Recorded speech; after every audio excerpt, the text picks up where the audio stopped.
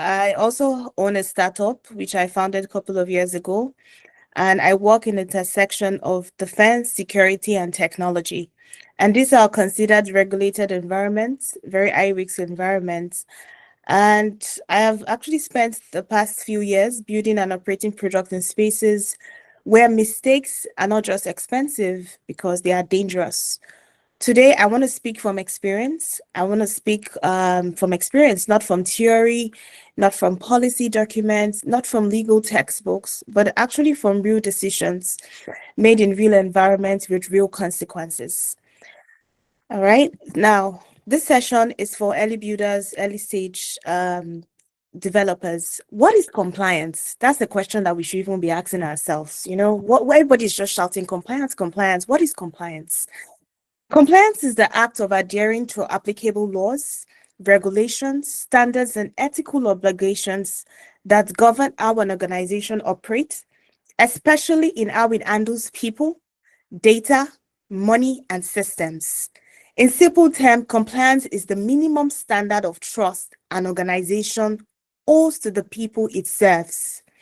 What does this mean? You are having an organization, you have a product which is going to touch people, right? You're going to be relating with people.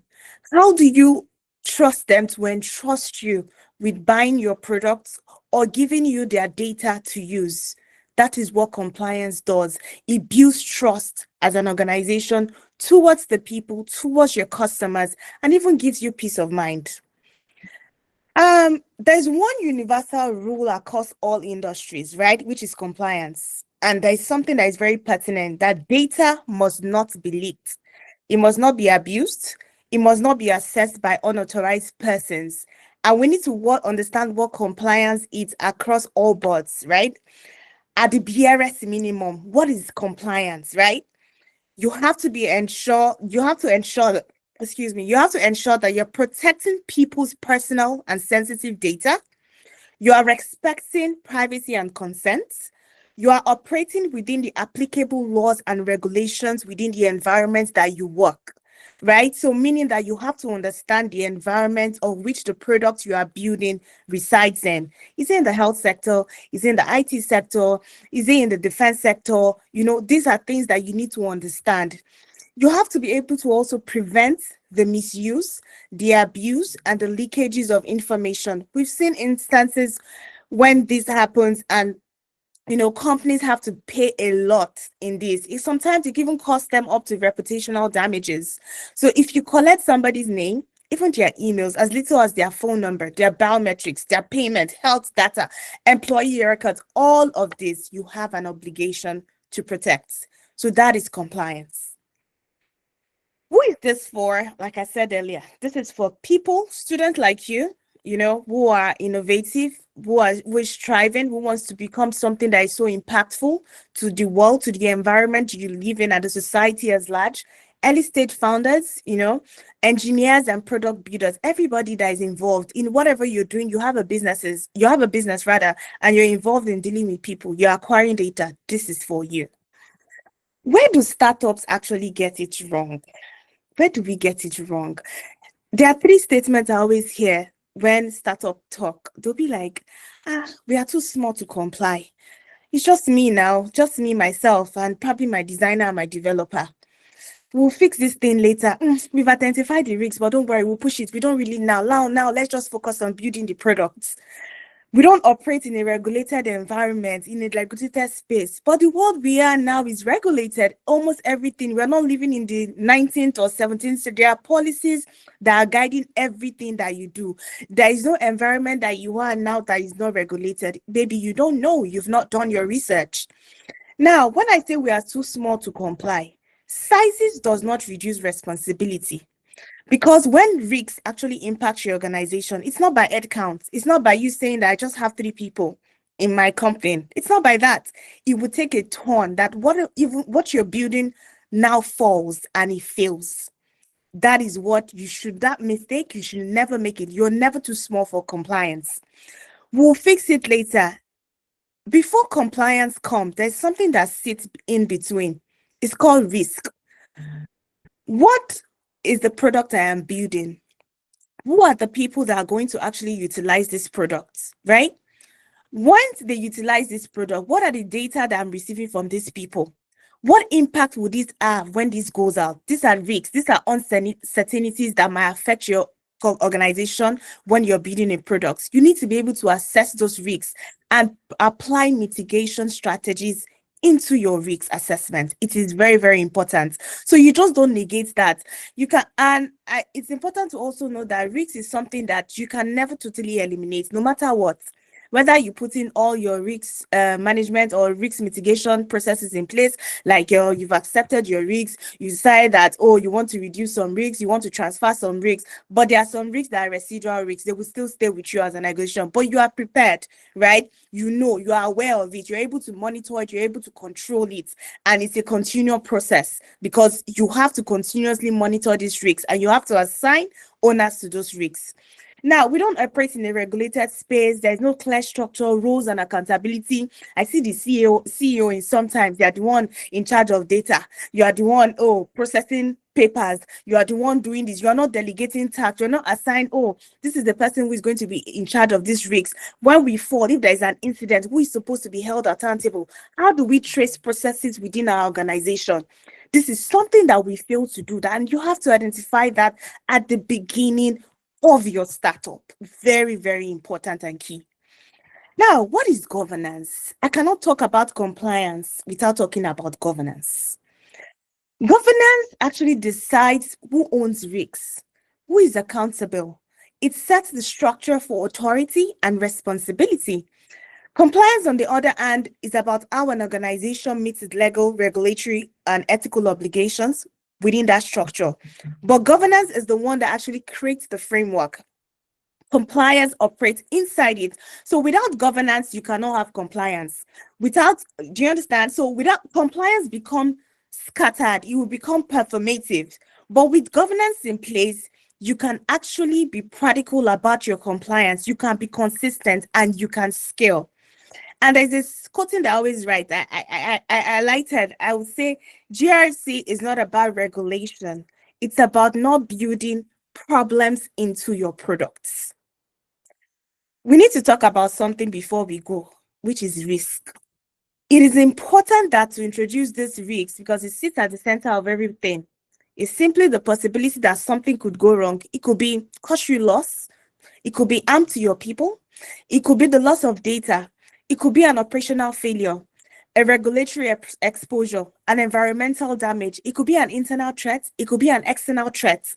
It actually shows in your products, your processes, your people, and the decision you made. Now, the purpose of GRC is not to actually eliminate risks, like I said, but you have to clearly understand it so that you can manage it deliberately. And at most fundamental, all compliance, security controls, the GRC principle, all fall back to one thing under the cybersecurity framework, which is the CIA triad. We have the confidentiality, the integrity, and the availability of information when it is needed. This is very important, something that you need to articulate as a startup. You have to understand it. There is no two ways of doing it. If you are not able to analyze your risks, what do you know that you need to comply to? What controls do you need to apply, to your risks? Those security controls are actually really important for you as an organization. What is startup compliance? Now, as a startup, I just want to say, like on a minimal, what do you need to do? It starts from even you registering your business. For example, you want to start an organization in Nigeria now, you have to go through the CAC, right? That is a regulatory requirement, it's a legal requirement for you to even have an organization. And when you're going to the CAC to register your company, they would ask you, what is the shareholding, structure of your organizations, right? So at that point in time, you're already even defining governance, but it's on paper. But are you applying it in process? That's the question you should ask yourself.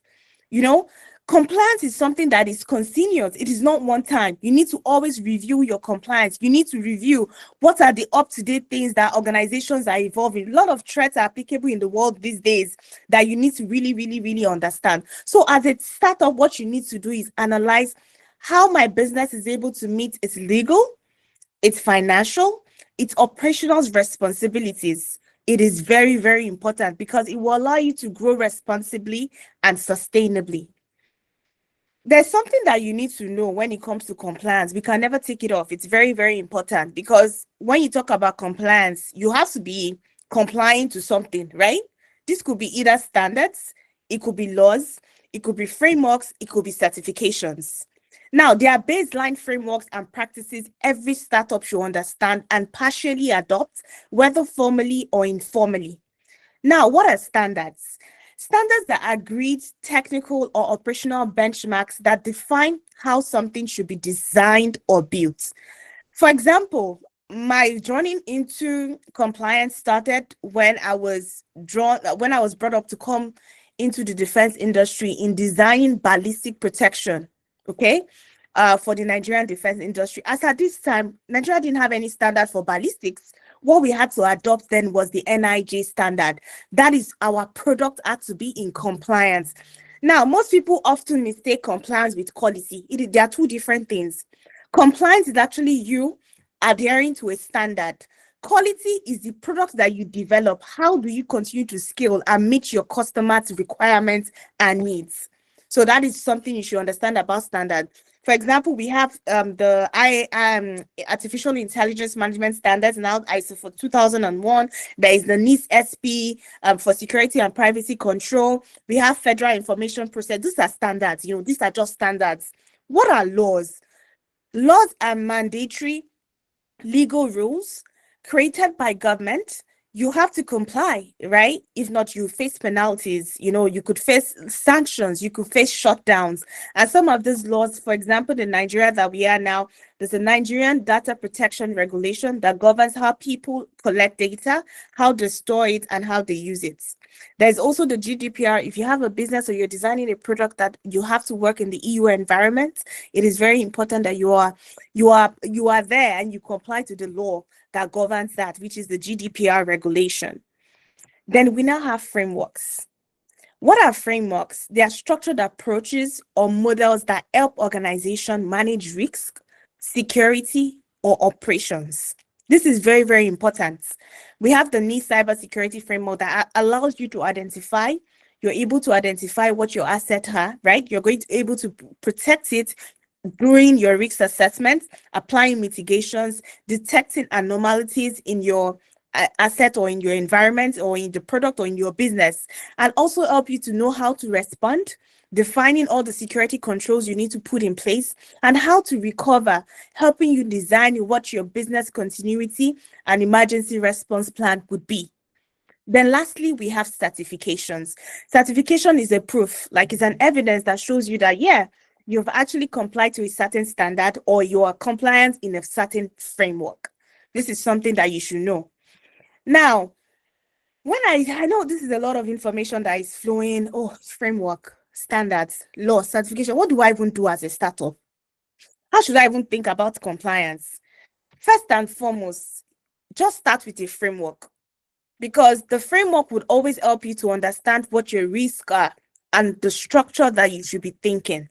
Because at this point in time, you're defining your environment. What am I building? Who is it going to affect? What are the business risks that is associated with what I am building? Is it data? Is it safety? What are the regulation requirements I need to meet? Is it trust? And at that point in time when you're doing it, you're also already defining governance, even if it is one person wearing multiple hats. Because I can remember when I was starting Secure Gates, I had the idea, it was just me. And I'm like, so am I going to be the accountant? Am I going to be the marketer? Am I going to be the IT person? I can't do all of that, right? But at that point in time, when people started joining into the team, we started to define who is going to be responsible for what. Who, if anything goes wrong, this is the person I'm holding accountable. That is something that you should do. And you should never rush to just go into certifications without actually putting governance structure in place. That's what most startups make mistakes on. You would just say like, I just want to get my product out there. I want to show that I'm ISO 9001 certified. I have quality so that people can quickly, take on my product. That is not right. Meanwhile, your house is still shaking. You've not fixed your house. You've not aligned the foundation very well. You've not put in all the structures in place. At the end of the day, you rush, you build the house. And after 2 years, the house collapses. You know, it doesn't make sense. I will always tell startup, don't rush. Take it one step at a time. See, once you put governance in place, risks in place, everything, and you have aligned with a particular framework, you are following a particular standards, everything will probably flow. At that point in time, maybe a customer can just say, oh, we need to show that because you want to get a certain client. Oh, are you ISO 9000? You cannot work towards getting that. Oh, because we feel that, yeah, at this point in stage, we have built our house, the structure is strong, and now we know that we need to get this certificate of compliance. Or maybe at the point, maybe, for example, in an oil and gas sector, now for you to be able to work, you have to own like a DPR license, right? So if you have a DPR license now, you could be like, oh, that's a regulatory requirement. You need it because it's a regulatory thing that you need to show that you are in business. Or probably an investor requires that. That's when you should now go and start thinking about, but don't rush. It's something that is needed, yeah, at the end of the day, but don't rush into it. Take your time. Now, structure. I would always emphasize it. This is very, very important because this is where most startups miss it. What you start with is what you're going to finish it. If you start well, you will finish well. If you don't start well, you would never finish well. So even in lean startups, you can define who is accountable for your decisions. What should approvals go through? Who is the owner of this product risk? Who is the owner of this data that we are collating? Who is responsible for the security of our organization? Who is going to respond when something goes wrong in our organization? And what environment do I even operate in? These are questions that should stick with you as a startup.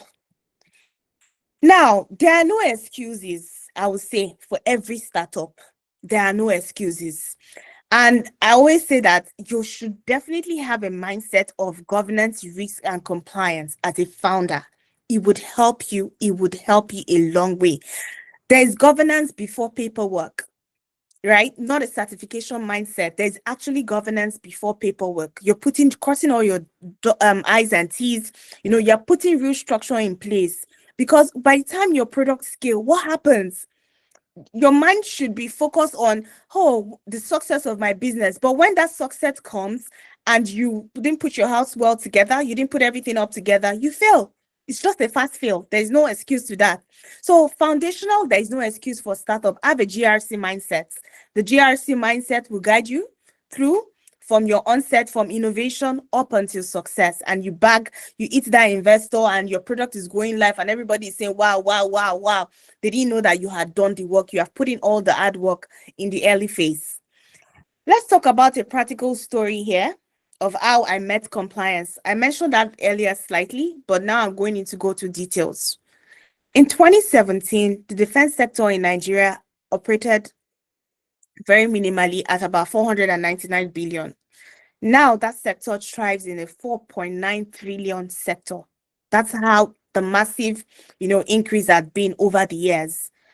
When we started working on ballistic protection in Nigeria, we were not a big organization. We were just a startup, a preparatory team, limited resources, but a very big responsibility.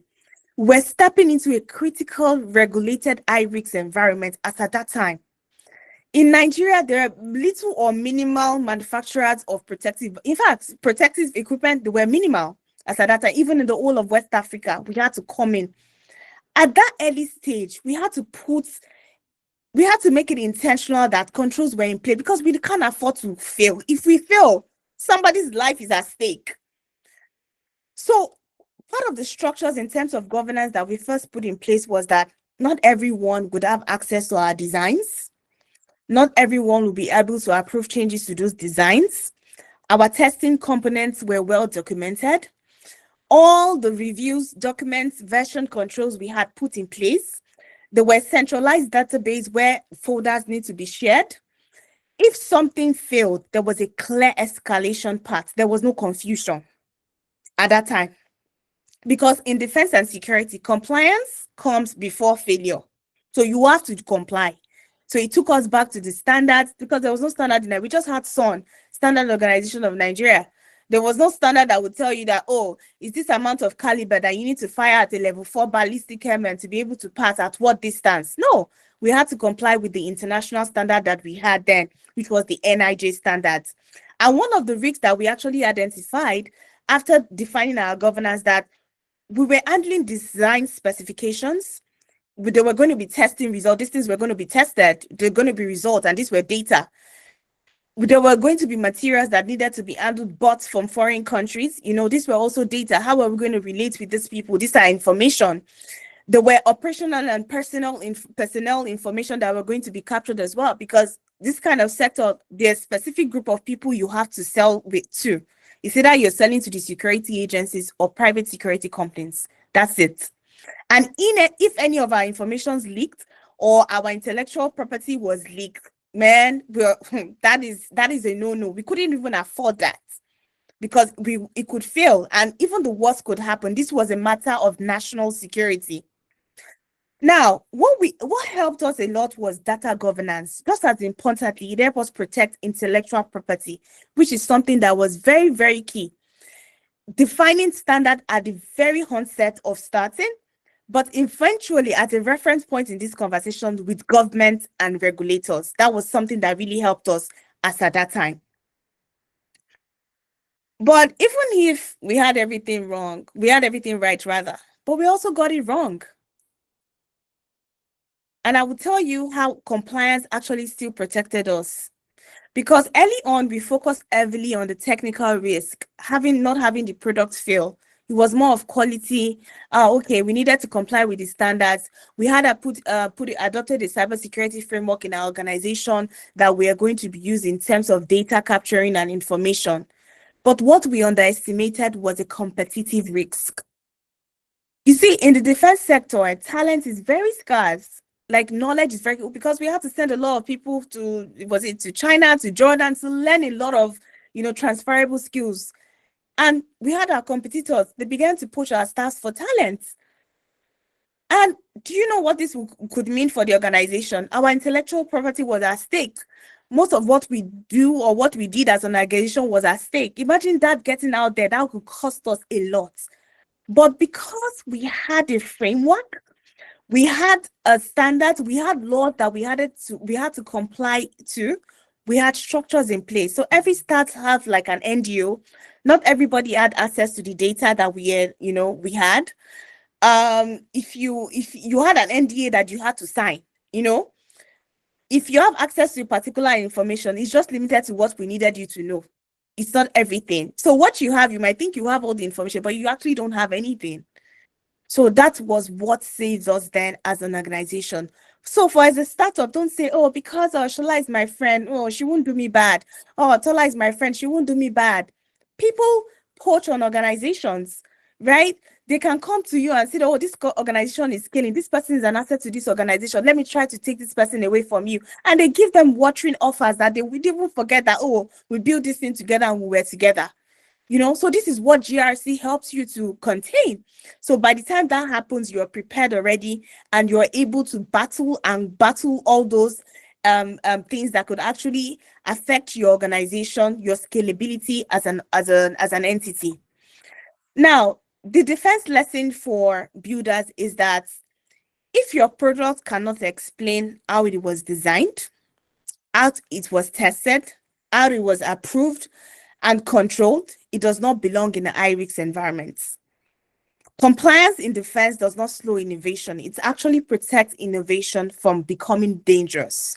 And that is something I also want you as a startup, whether you're in the health industry, you're designing a solution for information security, for security technology, whatever, in what situation that you are designing, always make compliance embedded in you. It will never slow down your innovation. It will never slow down your product. It will actually protect you, because you don't know what is coming. You don't know how far you can scale.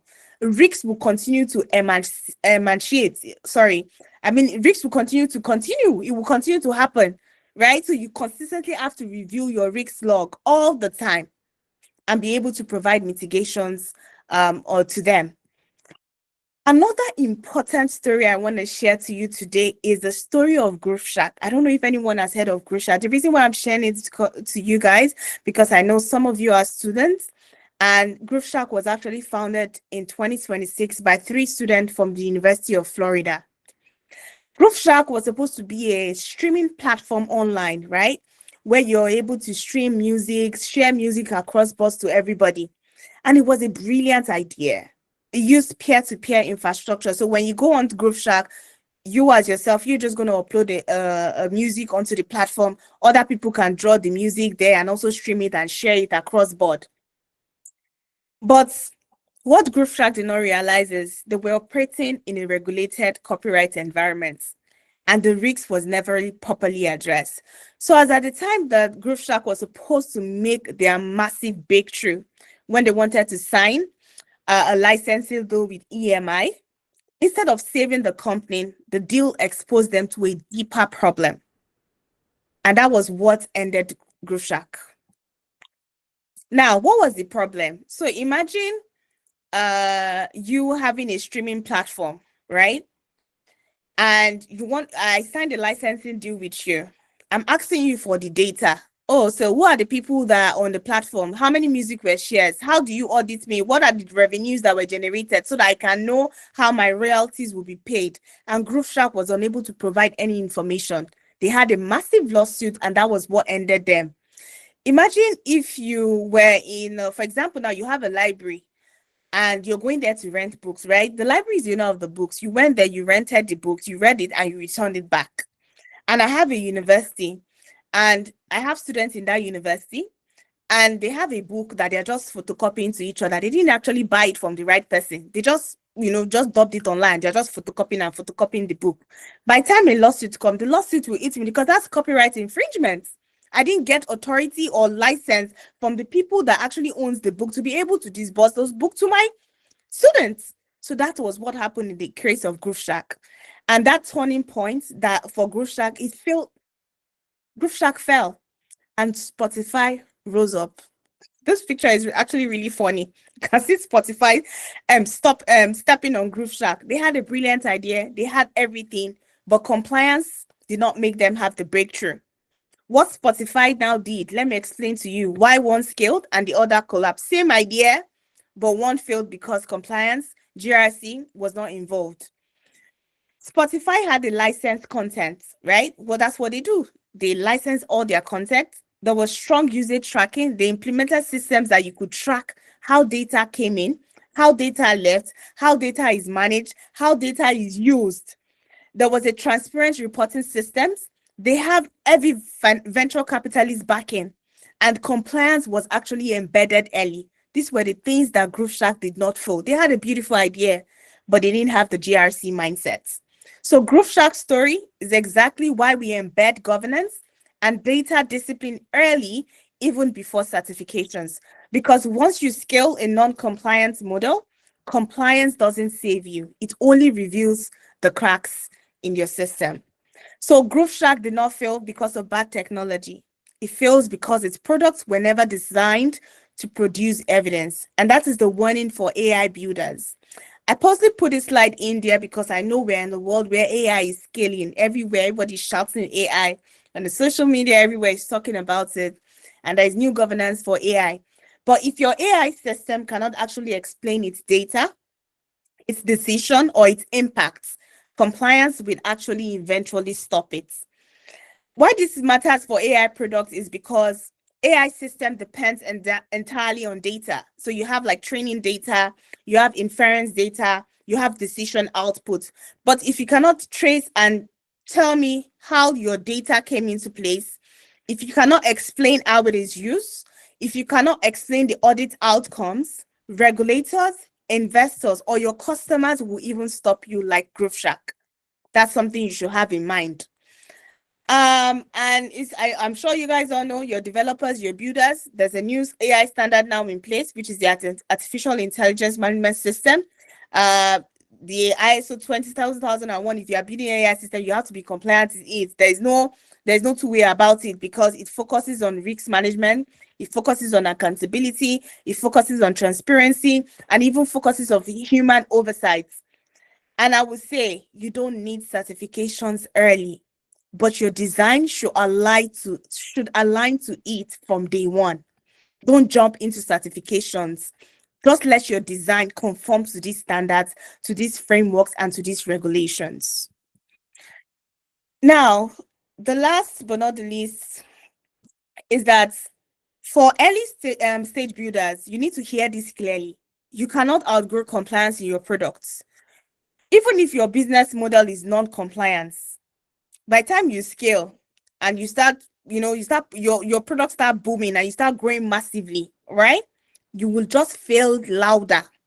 The way you scaled and everybody is shouting, oh, this product makes sense. By the time one lawsuit hits you, the whole world knows about it and you've just failed. And that's it. Compliance is not just about slowing down information, it's about designing products that can actually survive success. And I would also reference GrowthStrack again. You could go after this webinar, you could go read about GrowthStrack.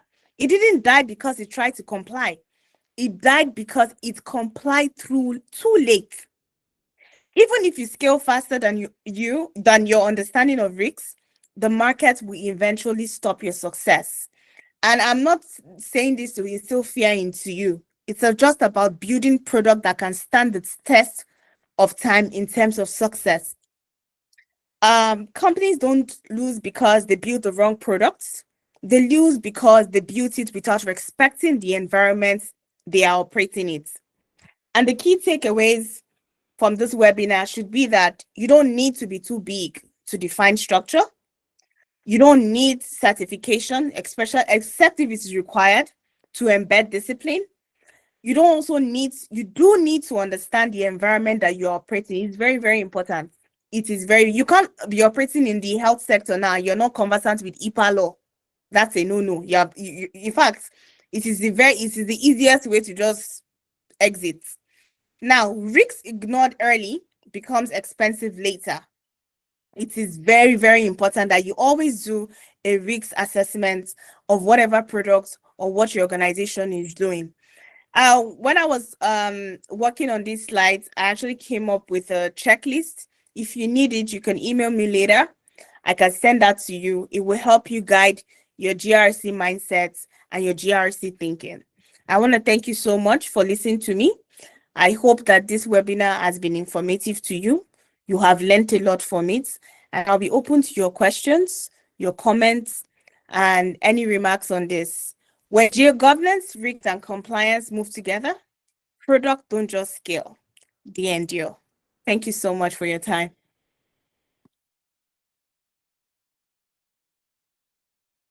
So, yeah, thank you. Thank you so much, Zulaykhah. Thank you. I learned so much. I think everybody can relate to this learned so much thing I'm saying. And I've been posting on the community that you guys should come and join it, because you're literally saying everything I had in mind when I thought about us having this webinar. Because first of the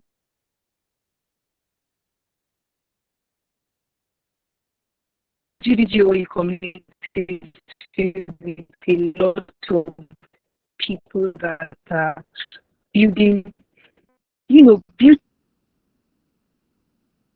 sharing your knowledge with us in such like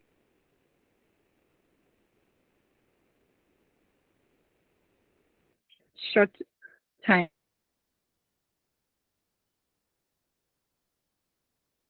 And we're able to learn so much.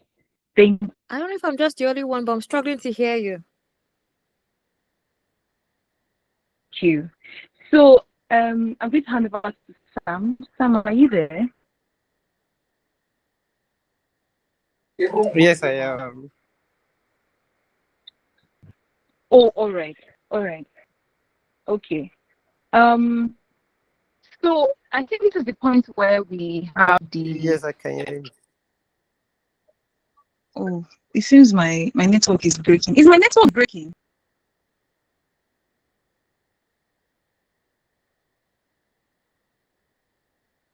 Hello? I can hear you clearly.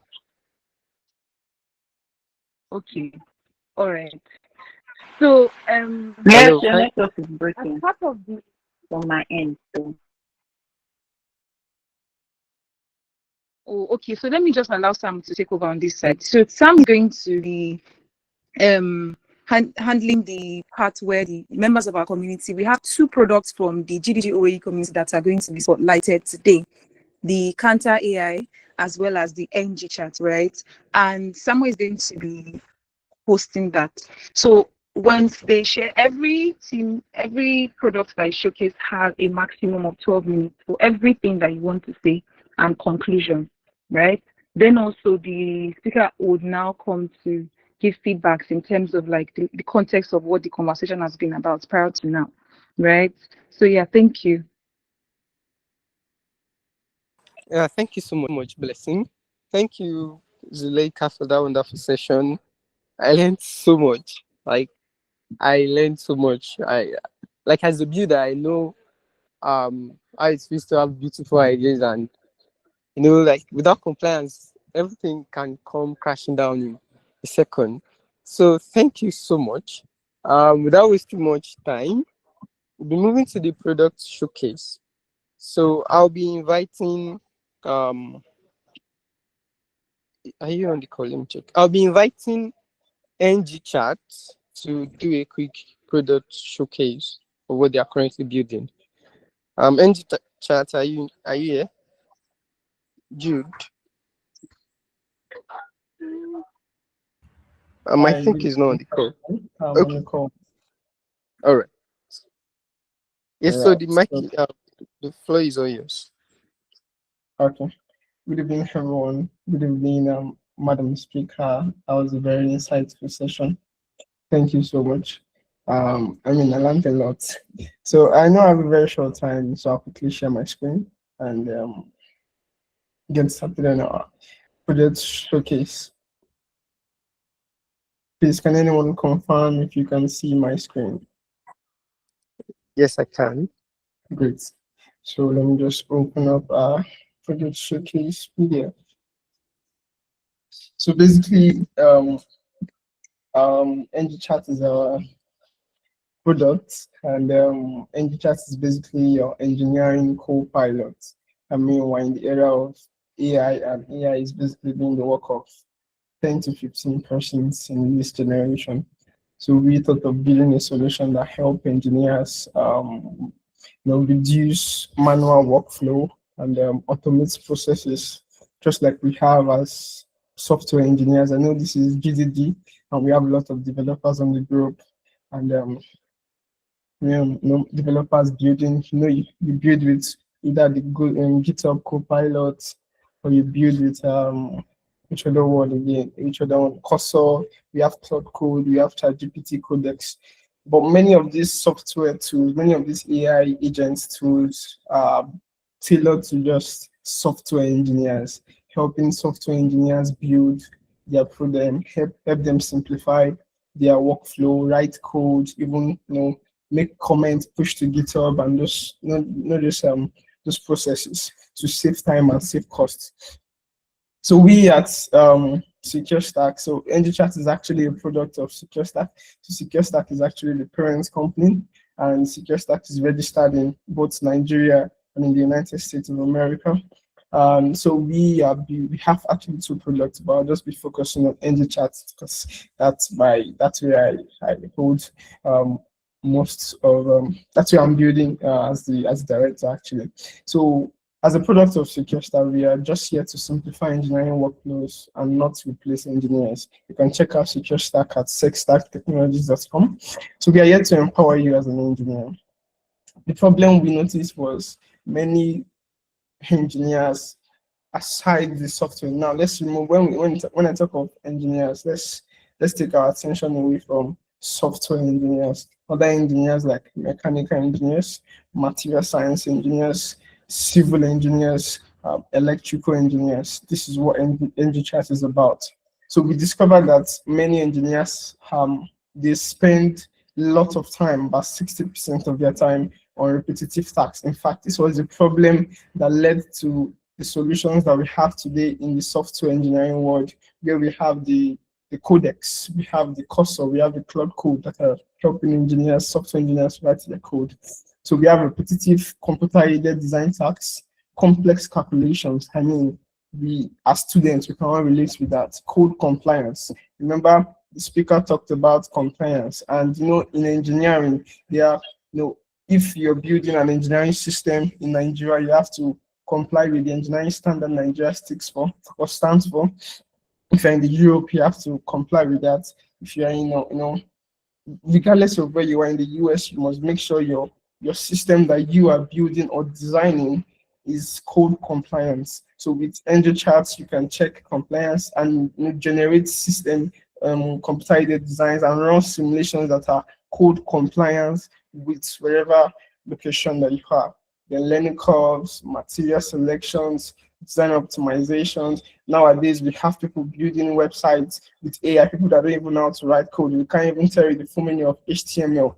We want to do that with EngiChat. We don't want you having to spend months having to learn how to use AutoCAD, how to use other systems. With our system, you can just go ahead and build what you need to build. Focus on the solution without implementing the steps, the unit conversion and collaboration barriers.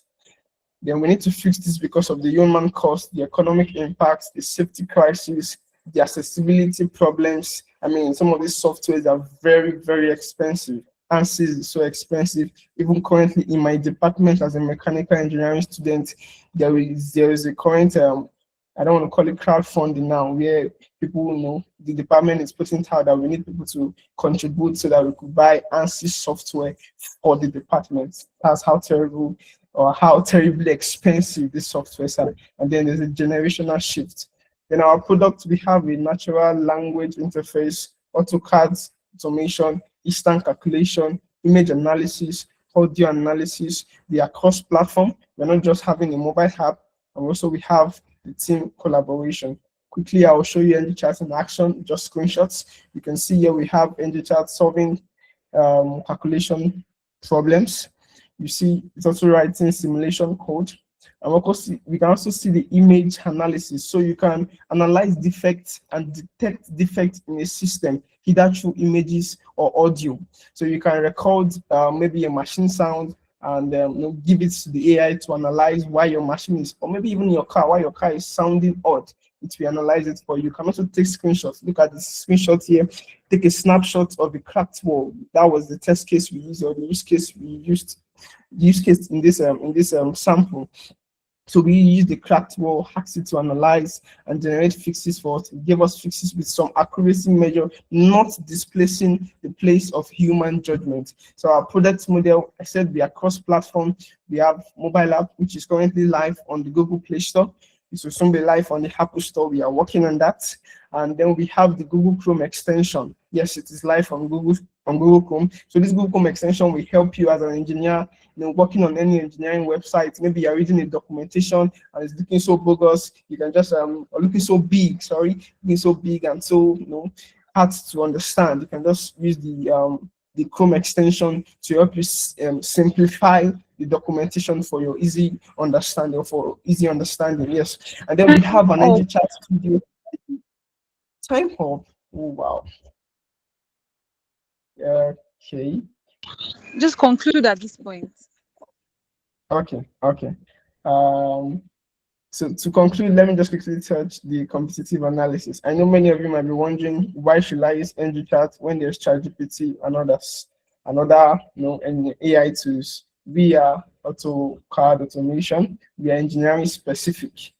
With ChatGPT and the likes are general AI based, but we are engineering specific. We have a multi-platform tools. We have cross-discipline support, not just mechanical engineers, but civil and electrical engineers. We have a team collaboration feature. We have the simulation analysis, the code generation. So basically, it's our pricing plan. You can take a screenshot to know about it, or check our website at engichat.com and get to know more details about us. So thank you once again to GDG. Thank you to Madam Speaker. Thank you everyone for listening. My name is Jude Olajumoke, founder of EngiChat. Thank you. Thank you so much. That was brilliant. Thank you. So I will do a recap after the open.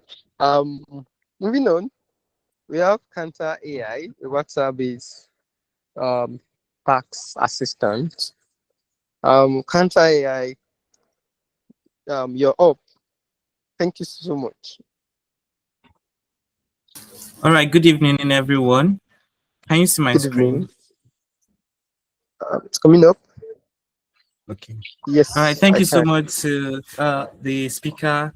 It was a very insightful one. I mean, building in Nigeria, we know how at first it's difficult for us to say we want to comply, but I learned a lot during the session, and it's going to also impact the way we build moving forward. So because of time, I'll be moving straight into my presentation. So counter AI, what we are doing is we're trying to solve a problem that was existing before, but now it's more evident in Nigeria when the president signed the new tax policy into law around June last year. So Counter AI is Nigeria's first multimodal, multilingual tax assistant agent that is primarily resident on WhatsApp for now. It explains the new tax policy and also guides the users on how to file their tax returns, just explains, also gives accurate guidance on how to file their tax returns. So our major users, we focus on businesses and also focus on individuals that want to just understand the policy. So yes, our user pain points, they are confused about the whole policy itself. Okay, how do I go about this? How do I go about my company income tax? How do I go about my personal income tax? When we started working on the product, we realized so many confusions. People were misinterpreting the laws because it's bulky and contains so many legal terms that people don't necessarily understand. And we realized that there's a massive gap. If we can try to fill this gap between compliance and how well they can comply, then we know that our users and even the government too will benefit, because when you know your rights, you'll be able to act better. So that's the main reason why we started Counter AI. So now, our main user, we have taxpayers and also students who also want to understand how this concerns us, because we're not going to be students forever. So we need to know what we're moving into once we leave school. So we're also focusing on SME owners to then also informal workers, because they also indirectly or directly pay tax one way or the other. They're also focusing on professionals too. So Counter AI also helps professionals, tax professionals too. You also want to verify your calculations. You want to you want to even file faster. Something that's supposed to take you several hours, using Counter AI generates the PDF calculation PDF for you in minutes. So another competitive advantage we have is that Counter AI not just explain in English, it explains in Yoruba using the accurate diatrics, Igbo, Hausa, and Pidgin English. It does this in text and also audio formats. Now, how does it work? So the user can send an input using either voice notes, text, or even write your question on a sheet of paper and take a picture and upload it to Counter AI. Then it processes the sorry, I'm getting so it processes the question, then it gives the output. Now, this is like a basic interface of how, just like a normal WhatsApp chat. You send a chat, then it's based on our predefined outputs. It guides the user up onto the point where they now ask their questions. Then it also asks that, okay, what format do you want me to give you a response? Is it in text? Is it in PDF format? Or is it in audio? Now, so while the speaker was talking about compliance, GRC generally, we're currently working on the next stage of Counter AI, which is focusing majorly on businesses. That is, let's say, for example, you are an SME owner, you have a business account. So you can connect your business account to Counter AI. Then Counter AI then reads your daily transaction, read your transaction history, then gives you strategies where you can use to optimize your finance. Let's say you're even a salary earner.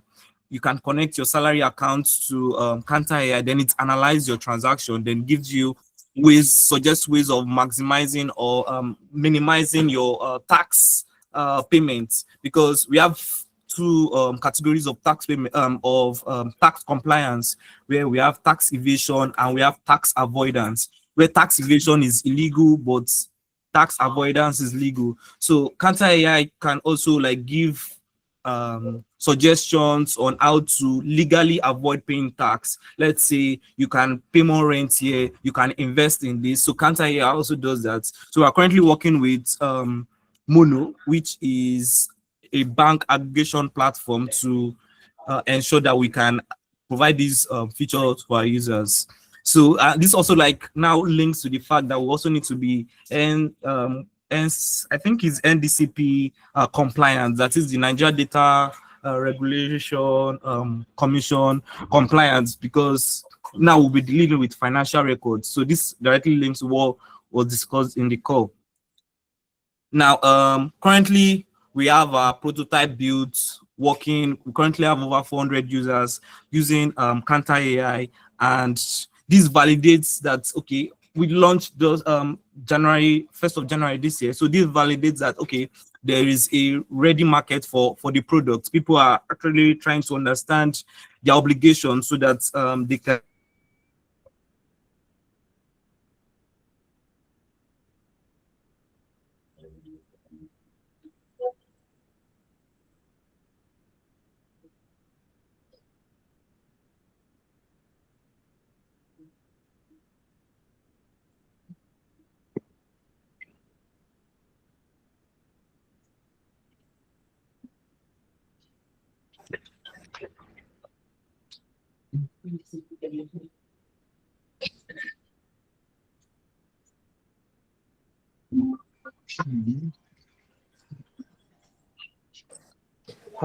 Hello, I'm not sure I can hear you again.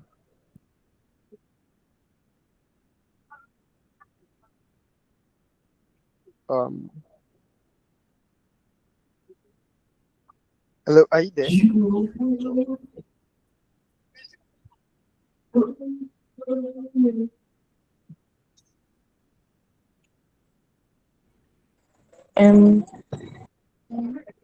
I apologize. I think his internet went off.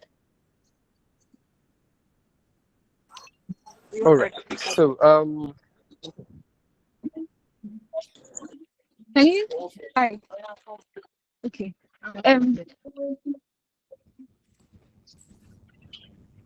Okay.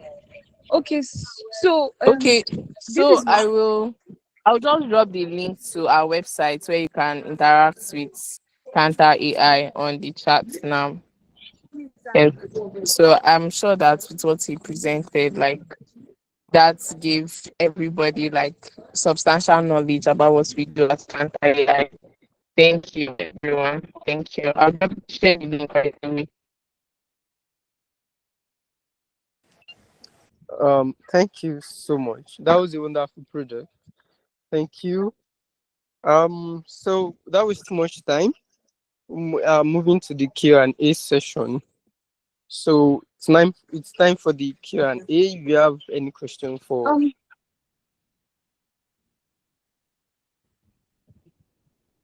if you have any question for our speaker or the product showcase, yes.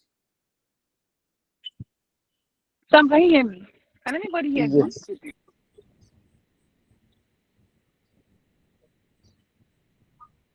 Yes, I can hear you now. Okay, so I wanted we had a product showcase is to afterwards they get feedback from the speaker, right? In terms of like, okay, things they have to look out for. So I think that should be the next before Q&A. Q&A should like come last.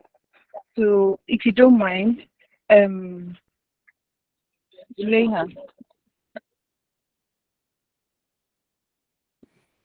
Okay, that was a wonderful presentation by both speakers. And I like the fact that it is solution oriented, right? You're building solutions, you're tackling a problem. So that's a good step. That's a good fact.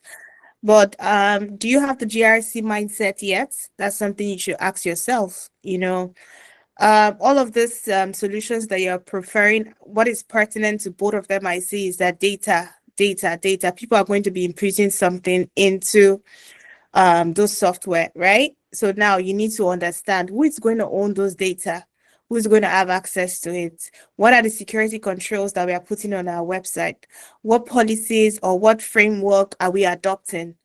You know, this is not even certification yet. You know, what laws do we need to abide by? What environment am I working with? Who are the people that are going to have access to this information?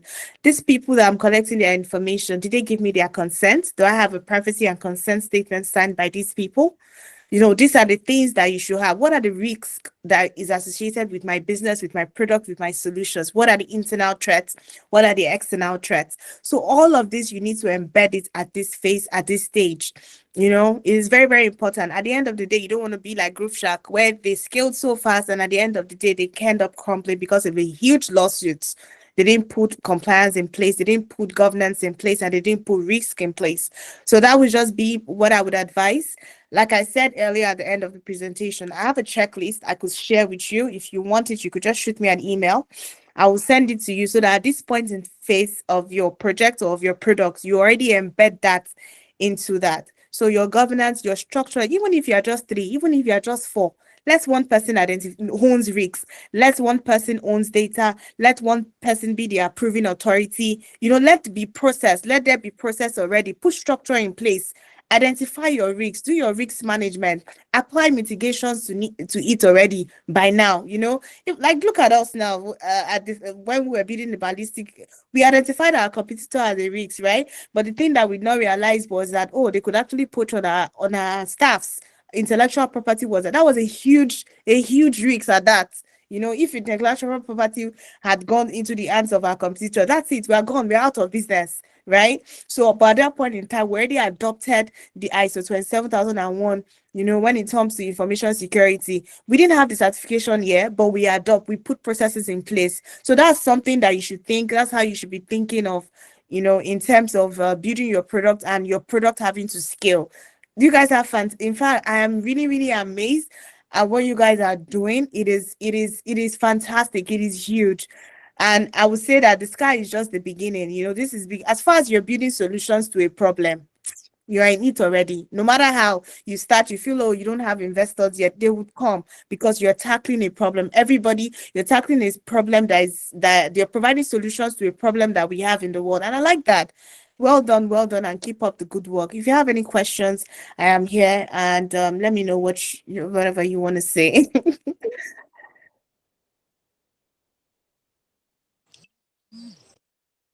Yeah, thank you so much. So if you have any question, kindly raise your hand or drop it in the chat. Testimony, do you have a question? Thank you so much, Samuel. Good evening, everyone. Thank you so much, DSU OAU, for organizing this wonderful, top-notch event. Once again, I must appreciate Madam Aileru for this detailed and very, very explicit use of slides. The slides were actually very explanatory. Some she didn't even say. I could read the slides and I can get some key points. Law graduates, most of you mentioned are very, very vital points that most people overlook. Sometimes when I look with my friends that are doing startup, it's so basic. Why are you not doing this? I'm like, oh no. And so thanks so much for this question. I feel that anybody that is here, especially 2 products that are here, will really learn a whole lot. So I'm very curious about something specifically. You mentioned ISO and co. And I'm curious about how it works in the national framework and the global framework. So let me give you an example. When we talk about data protection, the Nigerian data protection regulation deals specifically Nigerian framework. The GDPR deals with the European framework. So in scenarios where you don't know whether your product will go outside Nigeria, but where you're not sure, where like I say, the mind of scale is not that much. What would you professionally recommend in terms of how people follow rule books? Could it be with a global mindset, or you could start with a local mindset and get to a global mindset? I really want clarity on this part because it's something that I've been kind of divisive for myself. Thanks so much again, Madam Aileru. Okay, thank you so much for that wonderful question. I don't know, I said it in the earlier one of my slides. there is always one universal rule across all board, right? And there is a BRS minimum when it comes to compliance. Excuse me.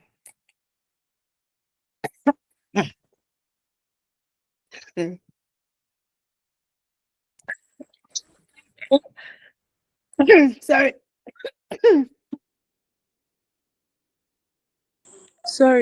Sorry.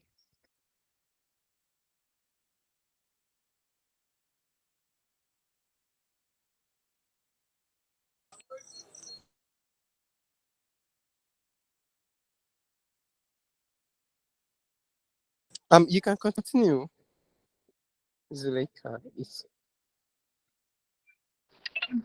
I think she's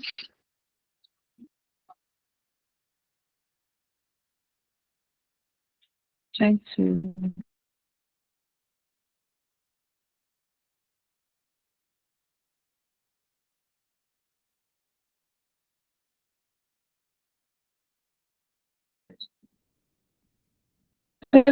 Give her a minute to.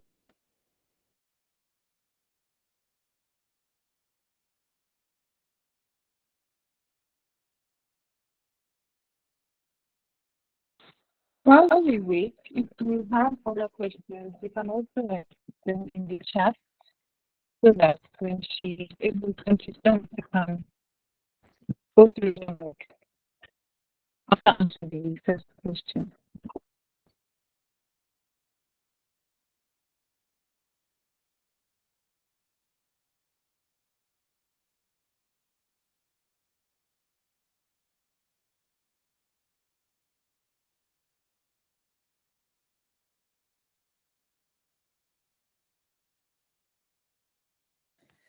Oh my God, so sorry everyone. I have a bad cold that I've been, battling with, and it just came unexpectedly again. Sorry. All right. So, in reference to data, right? There's a various minimum of compliance that you have to uphold. The NDPR, Nigeria Data Protection, the EU regulation on data all have the same thing. Even IPA, it tells you have to protect somebody's data. You have to respect privacy and consent.